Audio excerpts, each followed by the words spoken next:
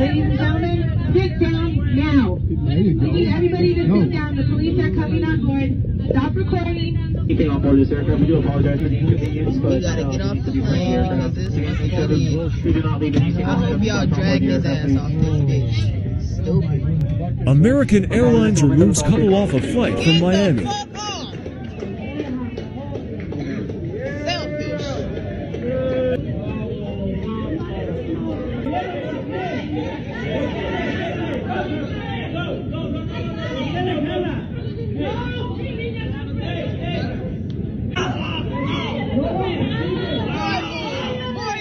You had the chance to get the fuck off the plane. You had the chance to get off the plane. You made a choice. So you see the title, you see the thumbnail. This is a disturbing reason why I will be banned. Now, many people do believe when I use such wording that I will be banned, they believe that I am clickbaiting. These people do not know what goes on behind the scenes. They do not see the warnings, the strikes, YouTube deleting videos, they delete likes. This is also they can build a case against you slowly, so when they finally do delete your channel and you try to appeal, they can say that, well, we gave you a warning, we gave you a strike, and you kept on, and now it's over. Your appeal no longer matters. Yesterday, I made a video how a former NFL player urinated on an elderly passenger on a plane, a Delta plane.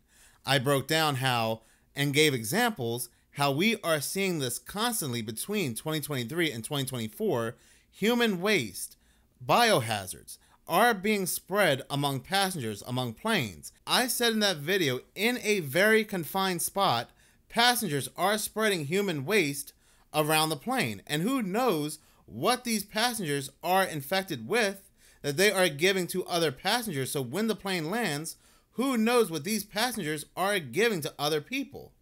I even put in that video how there's a video of Bill Gates saying and smiling how the next outbreak will come from an airport, from airplanes. YouTube says this is harmful content. I have to take a training course to understand why this is harmful content, even though other YouTube channels, big news channels, are talking about this story of this ex-NFL player urinating on this elderly passenger.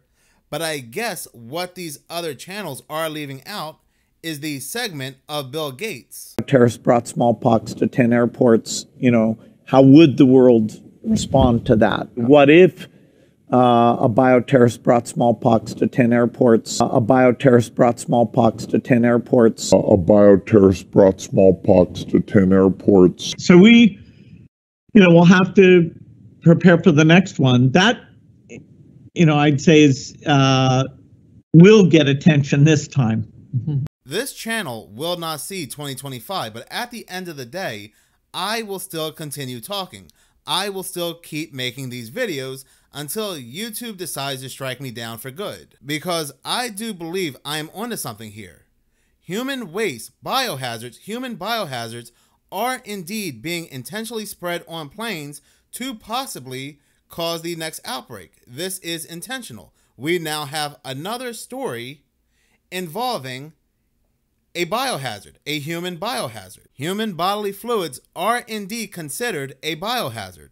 And let me know if this next story, which was released today, I'm reading this article from NBC South Florida, released today, published today, August 21st, makes any sense to you whatsoever. If this story makes a lick of sense to you whatsoever, please do comment in the comment section below. This article is titled, "Man Bleeding from Head After Hair Transplant and Wife Arrested for Refusing to Get Off Flight." Now, it should be very important to know that this man did not wear his bandage or his wrap on his head on his flight. And you can see he is really flowing from his head, is dripping down his face. And he sat there, he got on the plane with no bandage. He was fully exposed and possibly exposing to other passengers. Do I need to say anything more? This man supposedly had a hair transplant. They did not bandage him up. They did not stitch him up or whatever they do to make sure he's not bleeding all over the place.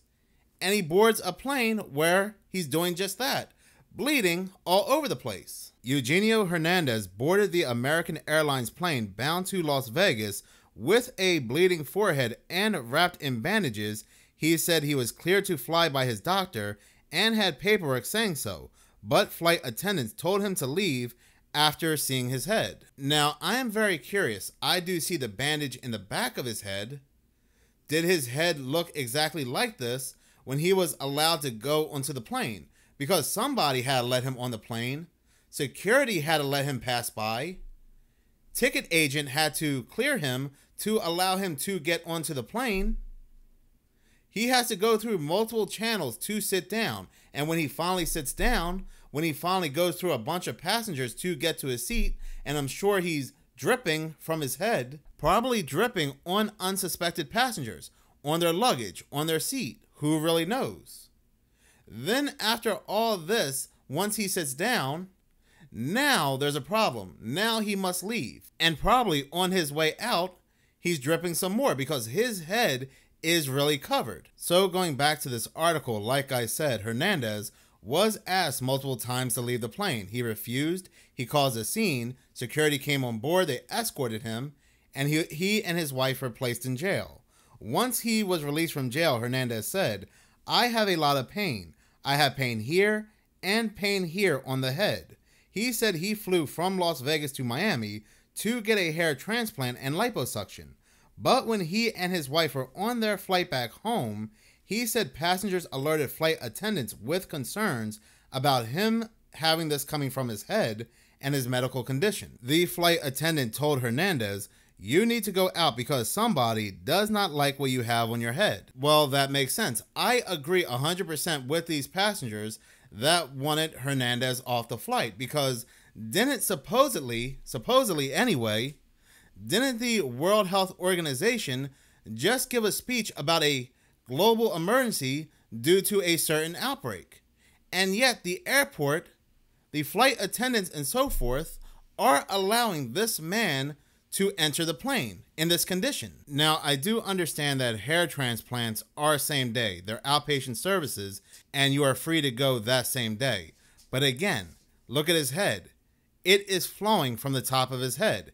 And again, the World Health Organization announces a global emergency, and this man is just dripping from his head. Hernandez provided NBC6 a paper from his doctor stating that he was cleared to fly and go back to work with no restrictions. The flight attendant told him she didn't care, he said. The situation escalated. Hernandez said, "She tells me you either go out or I'm going to call the police. I said call the police because that's injustice. I paid my flight. I don't have nothing illegal in my pocket. Everything is fine." Hernandez's wife Lola, who also got cosmetic surgery, went live on TikTok while thousands watched. "You guys know I've got breast lift, arm lipo, I can't even walk," Lola tells the camera in Spanish. "Call 911, we are being discriminated against and abused." Again, if I see this man boarding the plane, sitting on this plane with this coming from his head, and he's dripping this from his head, and it's a lot, and he's taking his bandage off and he's not wearing it, I'm getting off the flight. Because again, I have seen way too many of these stories lately of human waste, human biohazards being spread on these planes. And I am not going to be stuck in a Bill Gates psyop, a scenario. Police officers were called and tried to get the couple off the plane. If you don't get off, they're going to grab you and they're going to pull you off.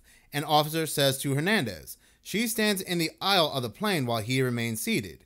If they take me off, they're going to hurt me," he responds. But things only get worse.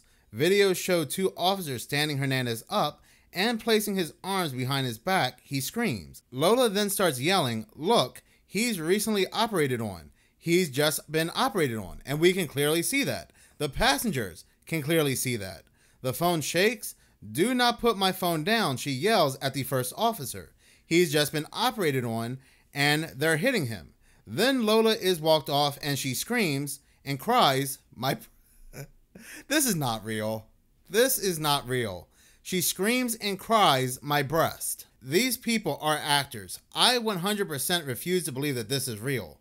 I do believe the passengers are real. I do believe the intentions to spread something on planes is 100% real. But I believe these people are along with the narrative. There's no way these are real people. American Airlines said in a statement, during boarding of American Airlines Flight 1858 on August 19th, With service from Miami to Las Vegas, 2 customers became disruptive and were non-compliant with crew members' instructions. Law enforcement responded and removed both customers from the aircraft.